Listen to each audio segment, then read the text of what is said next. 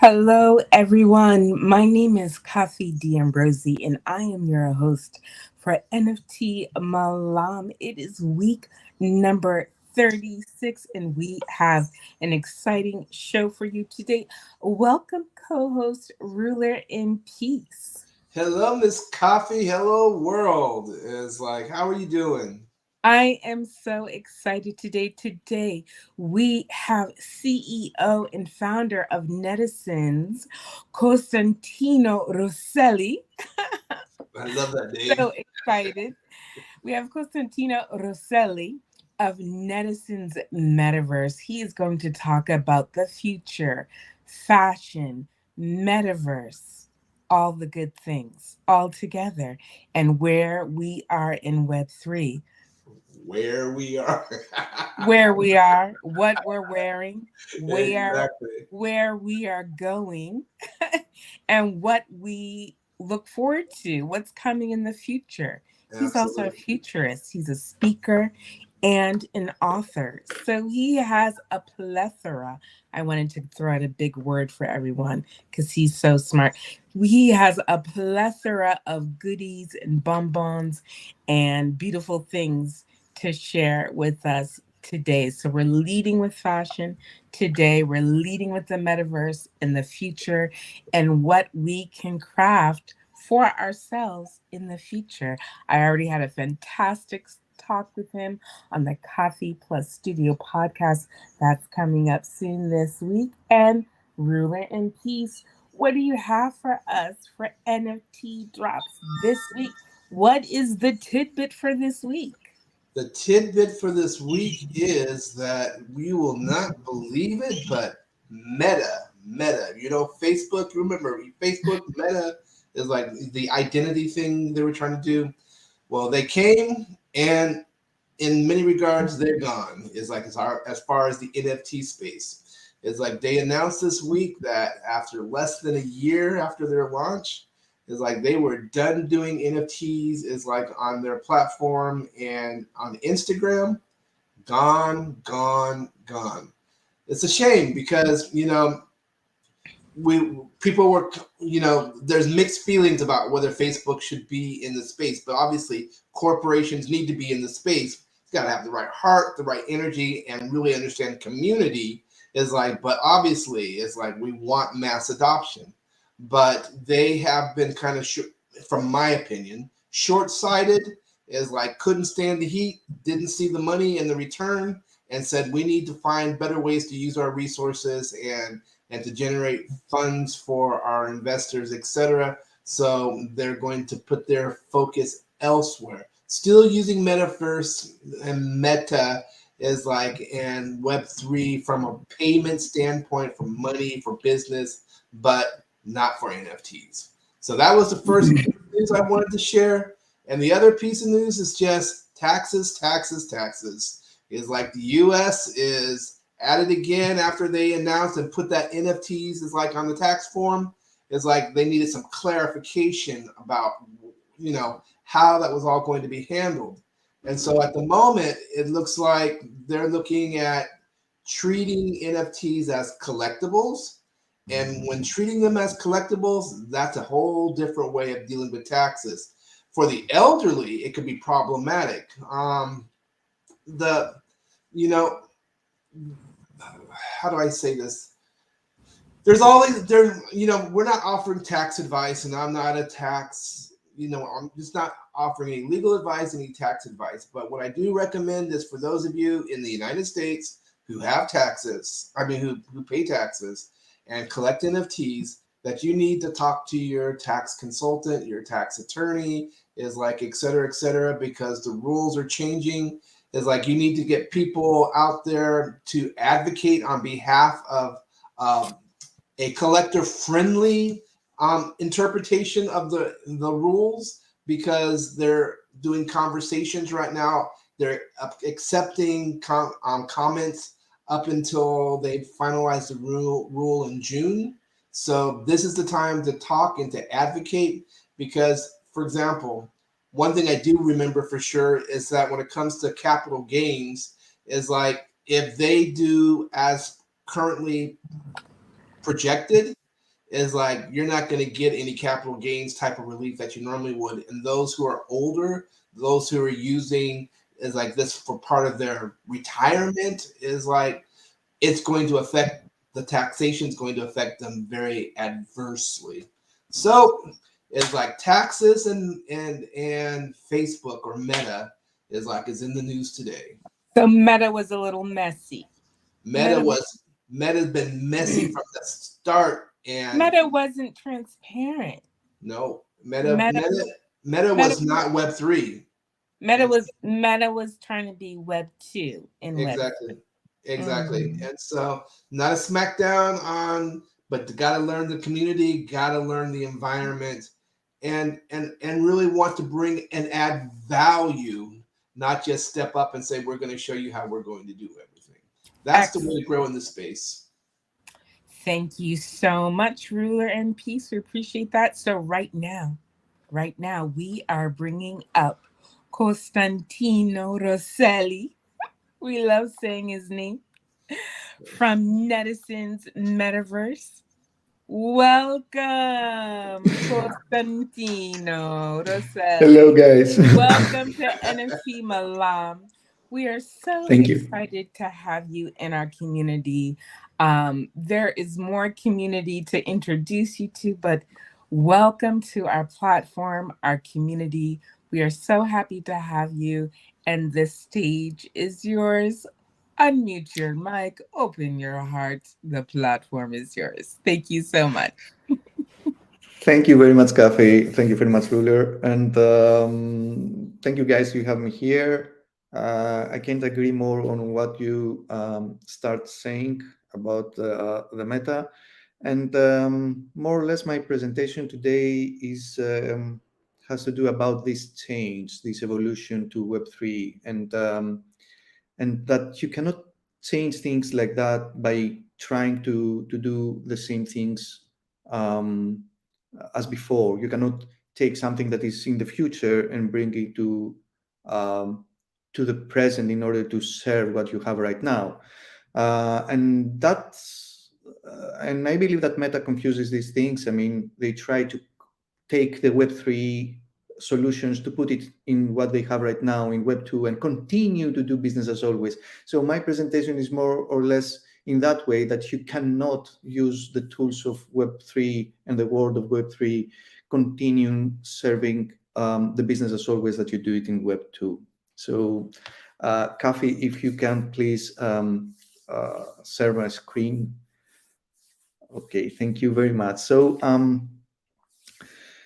I will try to I try to speak about me, but this is what is the appropriate way. Let's say that people introduce me, that I'm a Greek Italian, best-selling author, serial entrepreneur, and many other titles that I have. I'm a co-founder and CEO of Netizens, proud of it, proud of every title that I have. I'm a member of advisory board in Metaverse Fashion Council. Started my life in business in computer science, digital marketing, blockchain, fashion and luxury management. And I ranked from LinkedIn as 1% of the most influential people in my field, which is a trick, okay? So when you put in my field, that means that, okay, I'm not in the whole thing. So everything is a kind of the appropriate way to address yourself. Let's say how the people, they can find you on LinkedIn, or the Web 2, let's say, or the Web 1, or the industrial way, as I used to say, how to introduce yourself. But today, I would like to be more me. So I will introduce myself by giving you two stories in the opposite way. So this is the first one. The first one is here. So I messed a little bit the two slides. So I will introduce myself in a casual way with two stories. The first one is about my origin. I'm a Greek Italian, as I already told you. And when I was young, and really young, and when I was a kid, actually, and the people that they knew that I'm Greek Italian, they came to me and they said, okay, which country you love the most?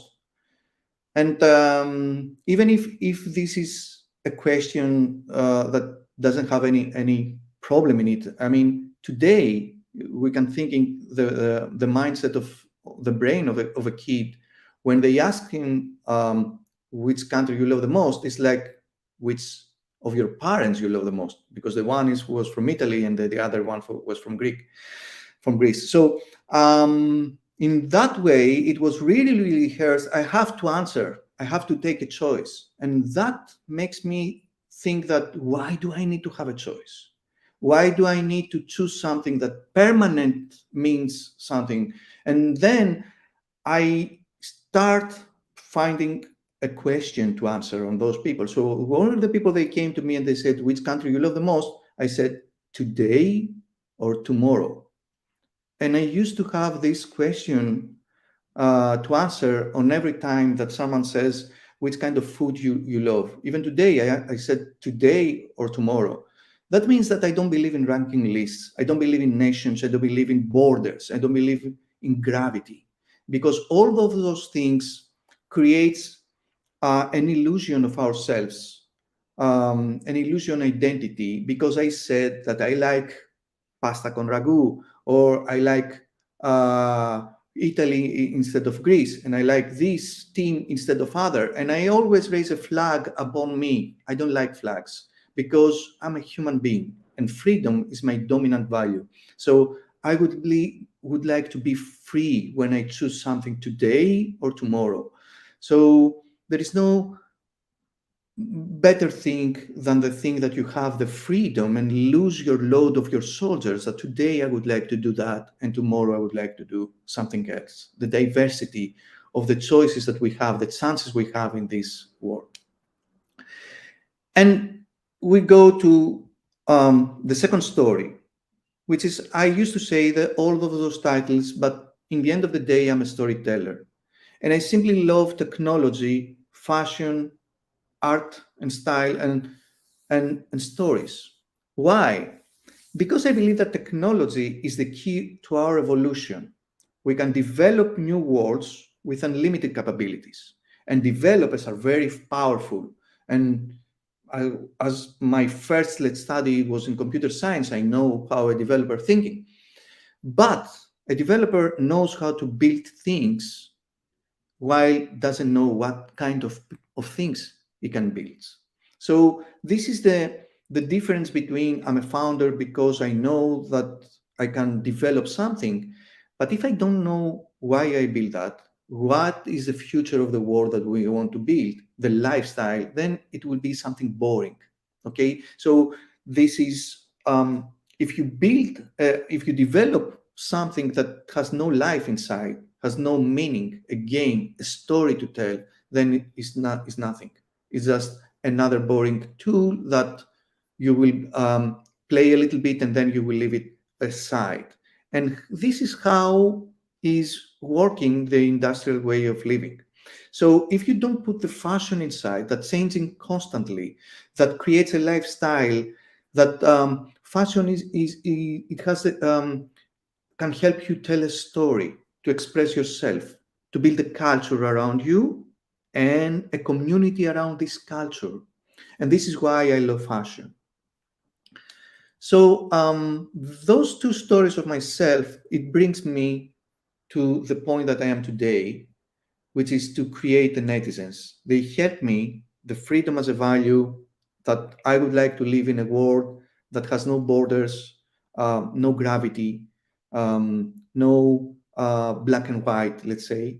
And the thing that I like to tell stories and play with technology and fashion in order to tell those stories, it leads me to create netizens, which netizens, pronounced netizens, and is the abbreviation of the word, netizens, and means the citizens of the internet.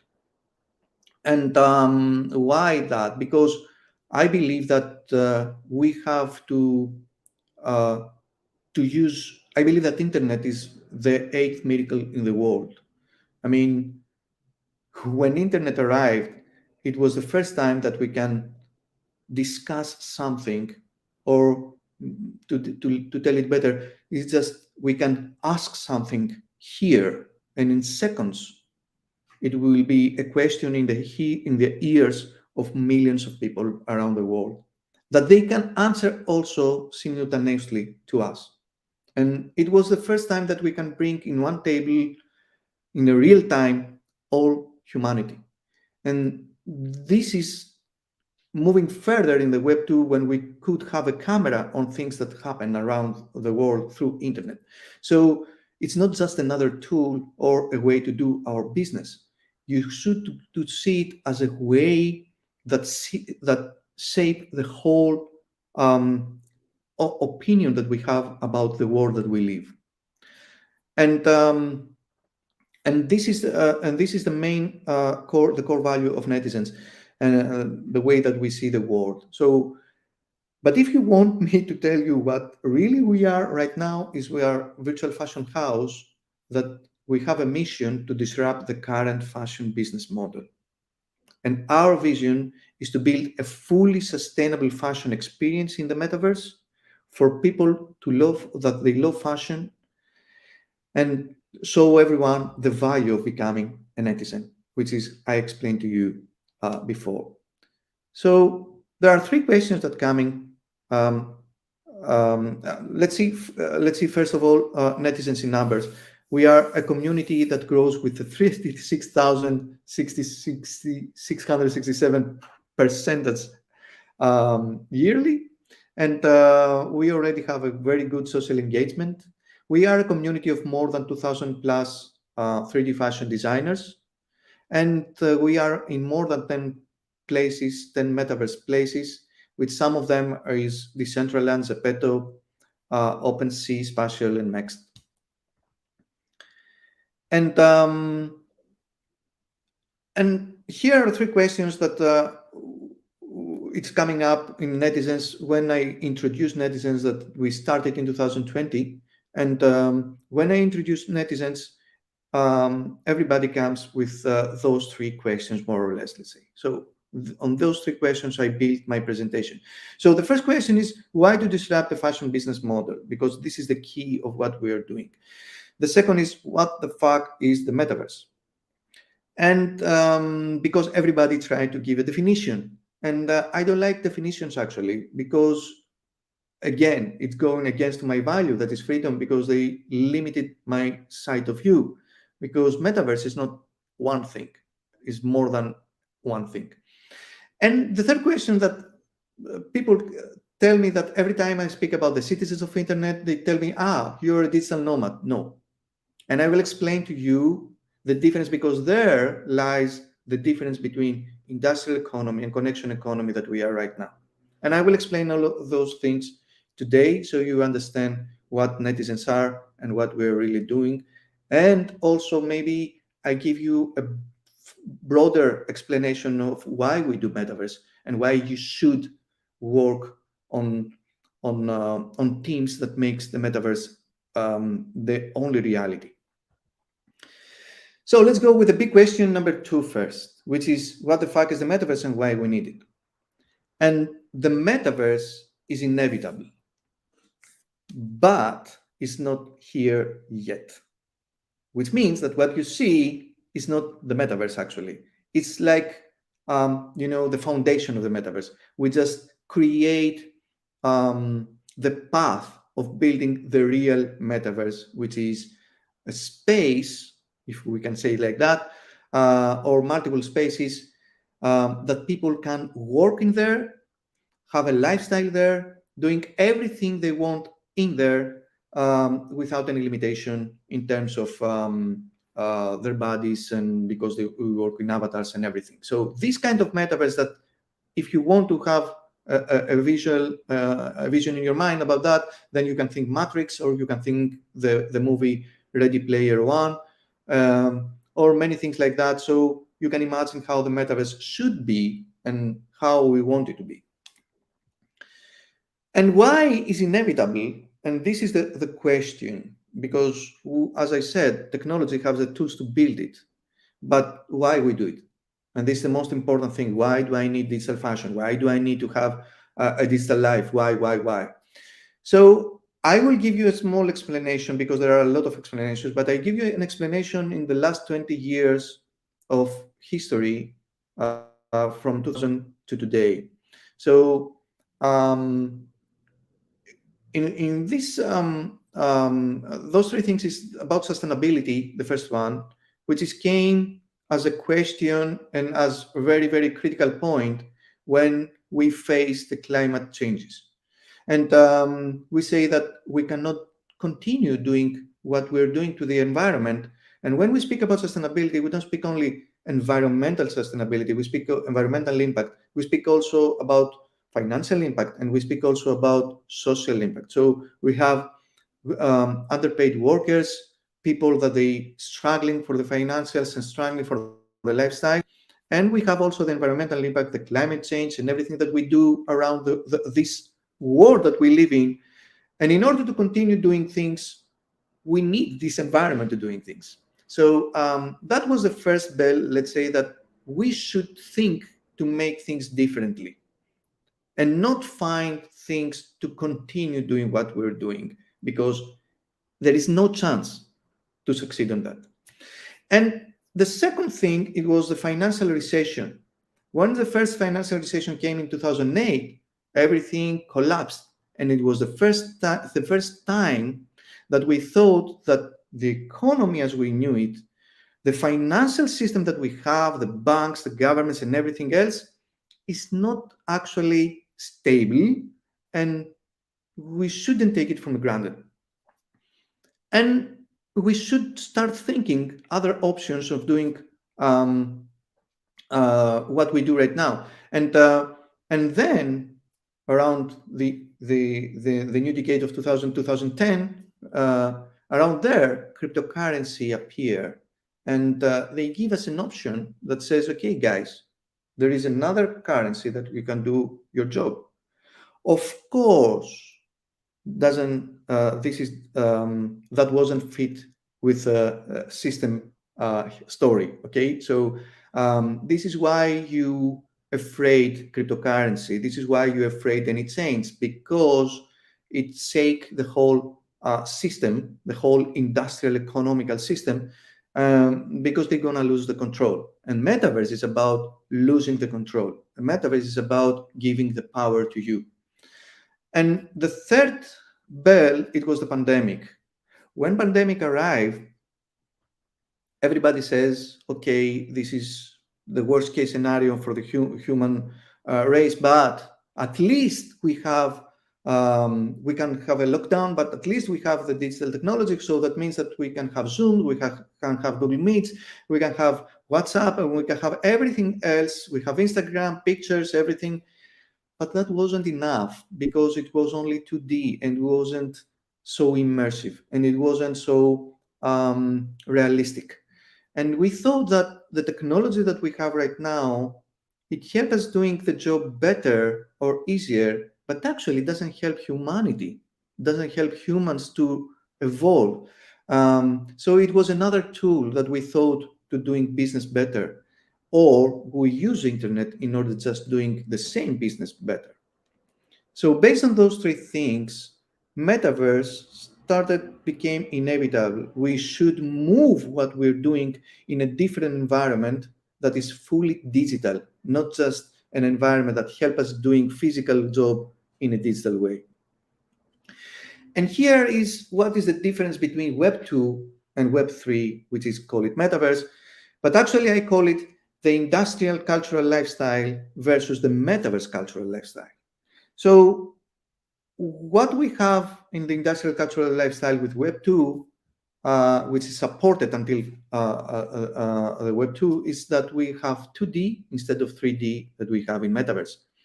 We have websites, and in metaverse we have meta spaces, which is completely different, because in a website you have a door that leads to nowhere, just to a store, but in digital way of business, of making business.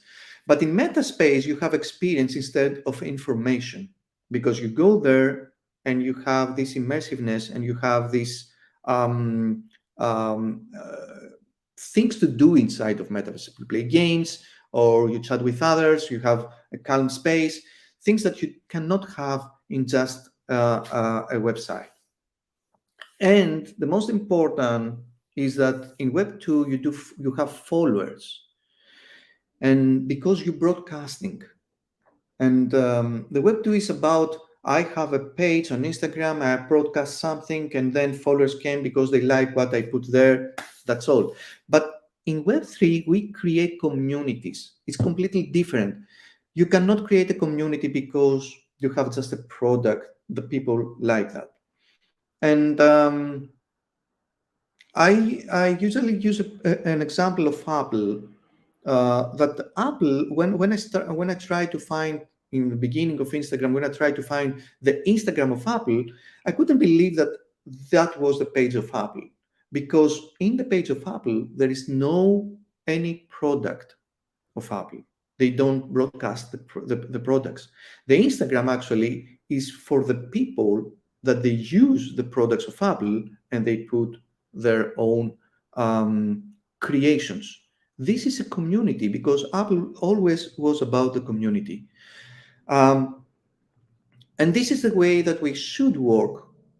It's about the community, but we're moving further and we don't go with the broadcasting, we go with co-creation. We co-create with our community. So in Netizens, for example, we have 2,000 plus designers. We don't work with our designers inside of Netizens because we are inside of the community. Instead of bringing the community to Netizens, the Netizens is in the community. We don't lead the community because we have the power and the money and we are a brand, but because we are part of this community. And being inside there, we know what exactly is their problems, what exactly they want to do. We listen and we help them connect each other. We are a kind of impresario. The Netizens is the stage that the designers could stand on it and share things to others. So we work in the projects and we say, for example, okay, let's dress this influencer. Who wants to dress that influencer? Who is connected with that influencer? Let's create something in this platform. Who is related on this platform? It's not about we know how to design, so let's design something. It needs to become because we really have a purpose to do that. And when somebody doesn't know to do something else, the community helps them to do it. And we help them for free. I mean, we built the manual on how to transform, how to design for Decentraland, for example, using Cloud 3D. And we work on this really hard with some designers inside, and they create a manual, and we say that this manual is for free, it's for everyone that wants to do the same. And this is what community means, that support its members, and we are there to help them doing their best and find their own way in the metaverse, in the marketplace. Another thing in Web 2 is that everything is about physical goods, but in Web 3 is about only digital goods. We don't sell or share things that happen in physical way. We share only digital things. Even right now with streaming, we are not doing an event in physical environment. We're just doing only digital. So you should be here to see us, nowhere else in the world. And the most important thing, which makes the difference, is about the central government and decentralized government. The true metaverse is always decentralized, because this is the difference between ownership and to be owned. Everything that you do in Web 2 is not yours. Actually, it belongs to the platform, and or you need the platform to do things. You need to be a part of the platform to do things like that. But in decentralized community, in a decentralized organization, you are the owner of everything that you do, and the community, and you share it with the community. You take decisions of everything that happens because you belong in the community and you have a power to vote or anything else like that. So it's a big power. So Imagine now and connect all the pieces of the puzzles that I already gave to you, that you have your own money, that you decide what you do with this, and what to buy and where to go, from where you come and what you do, instead of the industrial way of thinking that is everything is not about you, it's about the government, it's about the decision makers, it's about the brand. And here I will answer also to the question, are you a digital nomad? No, because the difference is exactly on industrial economy and the metaverse economy. The industrial economy, sorry, is about the life around the factory, where the metaverse economy is the life around the people. So the digital nomads, actually, they're using the whole technology to do the same business in a different way, while the netizens change the business because of a different way. So we don't, this is why we would like to disrupt the fashion business model. We don't serve it because, using a different location, doing things. So instead of have your factory in your backpack and just change location, serve the physical business in the same way, using technology as a tool to do easier the same things, in netizens, we change the business to digital one, and we say we don't serve the same things. We don't do marketing in the same way. We don't advertise anymore in the same way. We build stories, and we use technology in order to stand on it and serve the human evolution, because this is what we want to do. Instead, and you heard me to say that about the difference of the economy, and the difference in the economy is that in industrial economy, you have money on the center and you measure the happiness based on that. But in the metaverse economy, you measure the happiness and the economy because sustainability is the currency. If you're not sustainable, if you don't produce in a sustainable way more than 95%, that you cannot do it in physical world for sure, and then you don't have, you don't belong in the metaverse economy. You don't have nothing. So building the environment, building the why we need the metaverse, building the whole thing, the whole history of how to reach here. So let's go to the big question number one: why to disrupt fashion business model? Why we need it to disrupt? And I will go very casual here by saying that starting with the why, okay? And I coined the quote of Seth Godin, who says that to enable the impossible, you should destroy the perfect. And what is the impossible and what is the perfect is the question. So the perfect is the system that we have right now. The fashion process is perfect because it's working. In that way, it's perfect. I mean, you have the design, the prototypes, the samples, and then you go to the trade fairs. You're traveling around the world. You, your team, your clothes. The more the samples you create in physical products, the more showrooms that you can reach, the more trade fairs you can reach, the more people in that way you can reach. And then you go to the fashion shows, the media are there, photos, models, all the whole business of fashion as we know it, only to reach the retail stores. So you do all the job, and then you leave everything that you have to retailers to connect with your consumers. And when everything goes to the retailers, then you need to do a lot of marketing, influencers, again, media, and again, everything. So to send your consumers to retailers. And it works perfectly, but not for you, not for the creators, and not for the consumers. It creates perfectly, serving the system in between the designers and the consumers. Because it's unsustainable, because you need to create all of those things in physical garments in order to show them to trade fairs, to showrooms, and everywhere. You need to travel the world. You need a lot of people to work on this. And then that will create high cost on everything that you do. And who is going to pay the cost of this? The workers, the primary workers, and the consumers, because they will pay 1,000 times more of the price. Because even if they don't pay 1,000 times more the price, and they will pay, for example, $19 for a t-shirt. That means fast fashion. That means that who's going to pay the cost of $19? The workers that they go underpaid.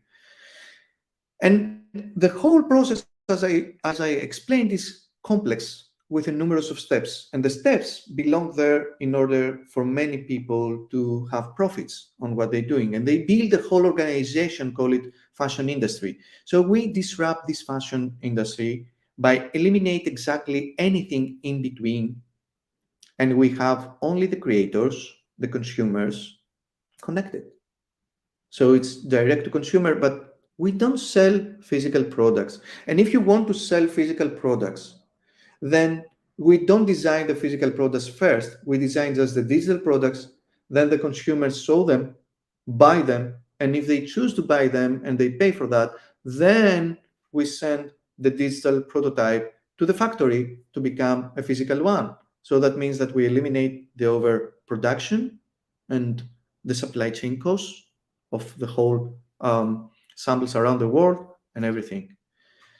So this is why we need to disrupt the fashion business model, because it doesn't serve fashion, it serves only fashion industry.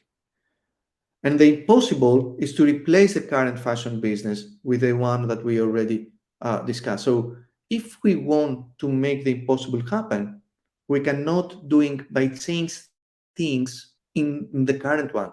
We need to kill the perfect. So when I saw people that they say, okay, I found a way to make sustainable clothes around the world with the same way that we do, no, we just change that. I found a leather from banana, yes, but the system that you serve is a sustainable from the foundation, from its foundation. So you cannot just change something and you think that is sustainable. No, you have to kill it. You have to destroy the perfect to enable the impossible. So simple. And just give you more about this is that the environmental impact that the fashion is the second industry in the environmental impact. We have 60% unsold things and 20% unworn things. So when I wrote that statistics by saying that 20% unworn instead in closet, I said, who is the guy that buys something and doesn't wear it? And then I went to my closet and I saw that I had things that I never wore with their labels on it, and was really embarrassing. I was a part of the problem. So don't you think that other people's are a problem? You are the problem. We are the problem. Everyone is a part of the problem. The digital fashion is a solution. Why? Because we speak about 97% of sustainability in the process, because the 3% is the energy, which is you cannot reach it in physical way. We can save 1 million in average in the process of a year of a brand. We have zero overproduction, and we minimize to 70% the supply chain costs. And the second thing is about the digital lifestyle. Nobody wants to dress with physical garments in order to build their personal brand. So why you do it? The 85% of content comes from in social media. The 95% of purchases happen because you see something on social media. And the 60% of HR decides who you are and if they hire you, not because they see you, but because they see your social media account. And the third part is the ownership. Okay, so in digital world, in the metaverse, we can have ownership. And I will tell you here how it's working. We have, let's say in the games, 831,000 games with almost 3 billion players. I think that right now is 3.01 billion players, that they spend $50 billion in digital items, and they don't own anything of it. Why? And this is something that we should work on it. So in Zepeto, for example, we have 320 million avatars. The 95% of those people that they using those avatars are not in South Korea, which is the origin of the game. but from 200 countries around the world. And in 2021, they spent $1.6 billion in fashion. In 2022, they closed with $3.1 billion in fashion. So why you still believe that your business is outside there for physical and try to struggling for 30% increase of your profits when you can go there and sell to 320 million people that they want your clothes, your designs, and they don't know you because you don't um, introduce yourself to them. So the market is there. It's not something that we have to build. It's there. We need just to build more markets for everyone. Our solution is really simple on that. We create a huge digital wardrobe with all our designers that they can design and offer them a software as a service that they can design to every platform that is on Metaverse, and of course for brands. And not only that, design having your own wardrobe. That means that you can sell your own things to other players or to another platform, or to make them NFT, and you create a rarity of your collection that you have playing all those games or being in the Metaverse spaces.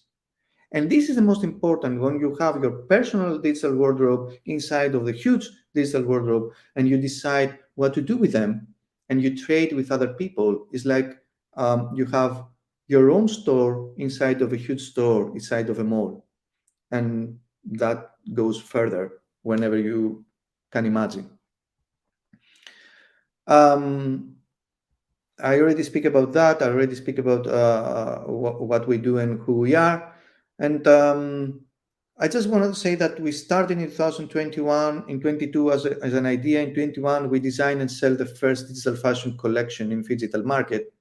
And in 2022, we design and sell the first wearable NFTs and establish as a company, because until that, we were just a project. And we would like to think Netizens as a movement, not as a brand. I had to do a legal entity. I don't care.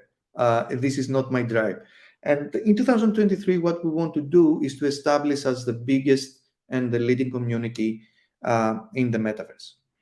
So this is my team and how we work, the leading team of Netizens.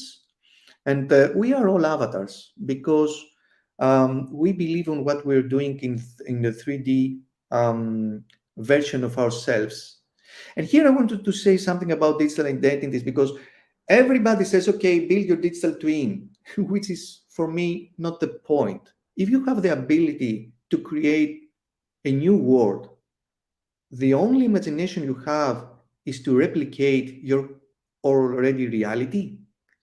No, I think that artists have the possibility to think a world different, better, and broader on what we have. So I don't want to see myself in a digital twin. I have right now 15 avatars, 4 or 5 in Zepeto, if I remember well. I have another one in Decentraland. Nobody looks like me because I don't want another me. This city is taken, it's here. What I express with my avatars, it's my mindset.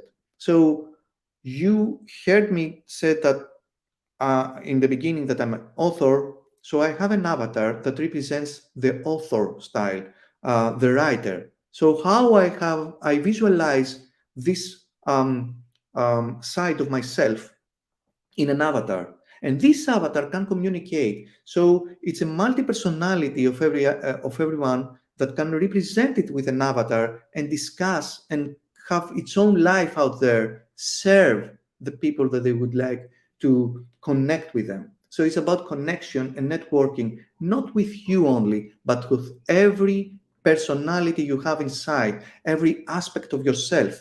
So I don't need a digital twin. I don't need another house to be replicated in a good way in the Unreal Engine. I need something different because I love the change and I love the evolution. We create a lot of designs and a lot of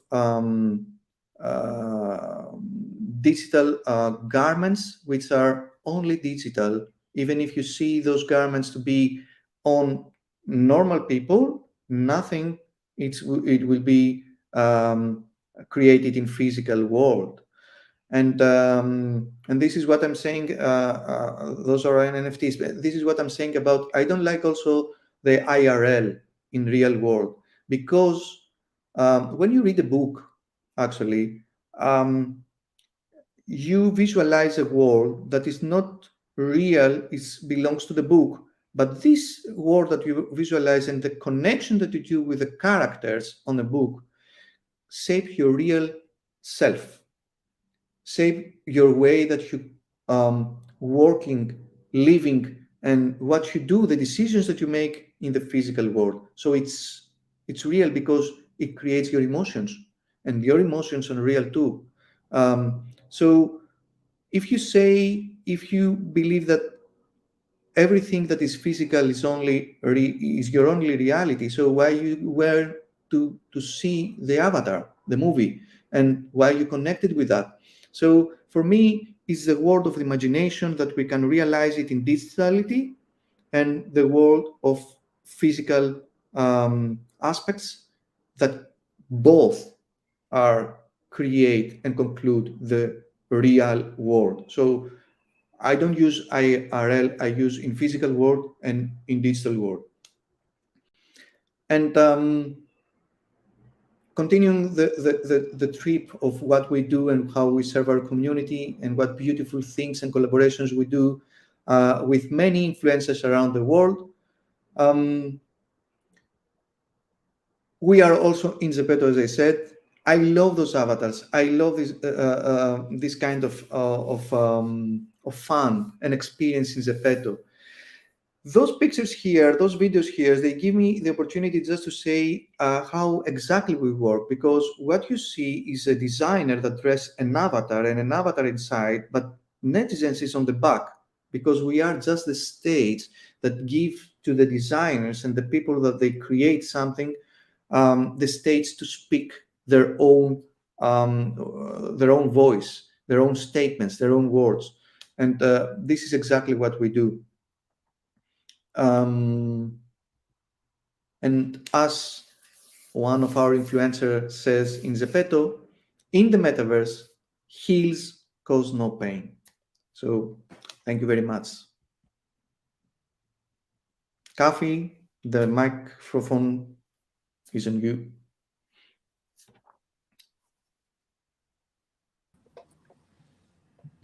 Wow, we were not ready. We were not ready. We were not ready. We weren't ready. We weren't ready. Brother man, I'm following you. I'm following Netizens. Is like we had our pre-show talk, and man, you dropped the alpha. I put it out there in the world. It's like people need to follow you, follow what your community is about. Is like see if they have a home there that they feel like they're drawn there, because this was priceless. The best. Exactly. The best. This Thank you, guys. last week we had the best of Malam, but then I think we just topped it. I literally was like, how do I become a digital fashion designer? I'm like, I have to go to Chat GPT and ask it, because I want to be part of the community, but I'm not a designer. I'm a photographer.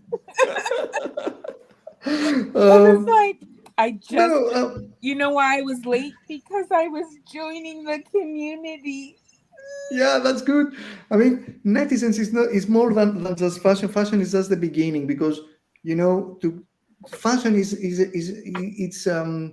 it's about the individual. It's about the first thing that we do in the metaverse. We speak about the individual, the rise of individuals, everything, and the fashion is a self-expression. You start with it, even if you are a creator or a buyer. So this is why I said we don't serve fashion industry. We serve people that they love to create fashion and people that they love wearing fashion.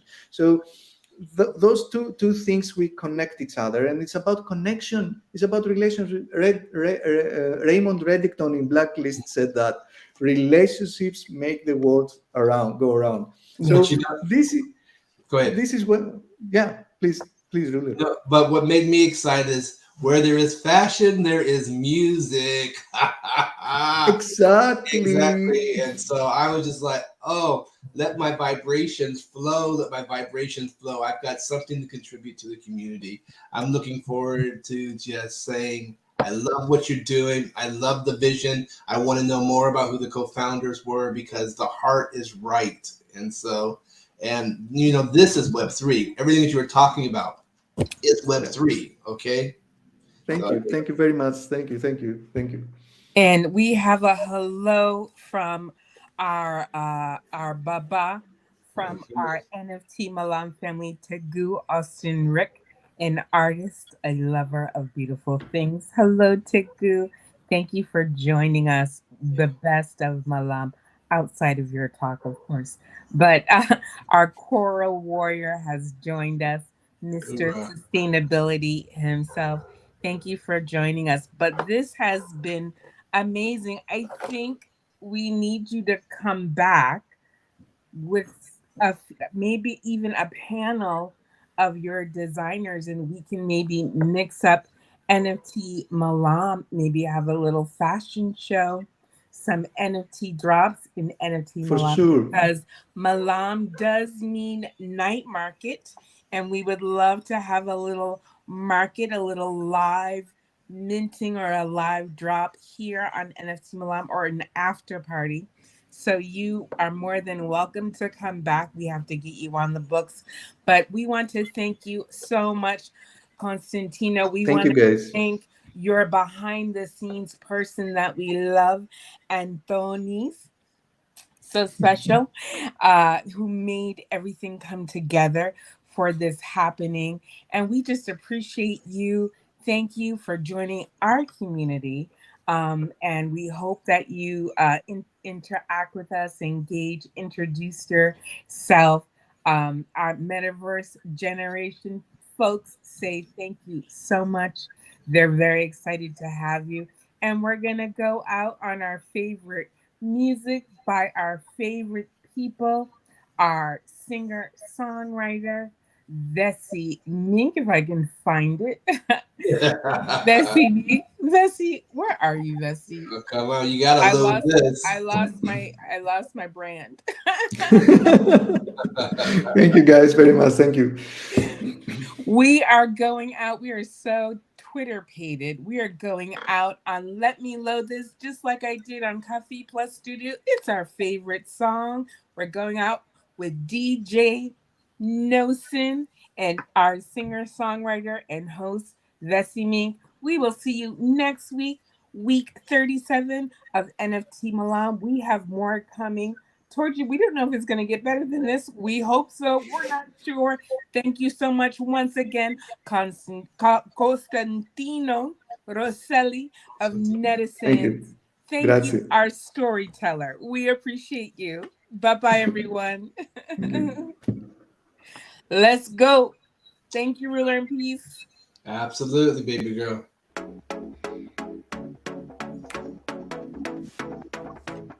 Bye, Tegu. Dude, thanks for dropping in. We miss you too, Bessie.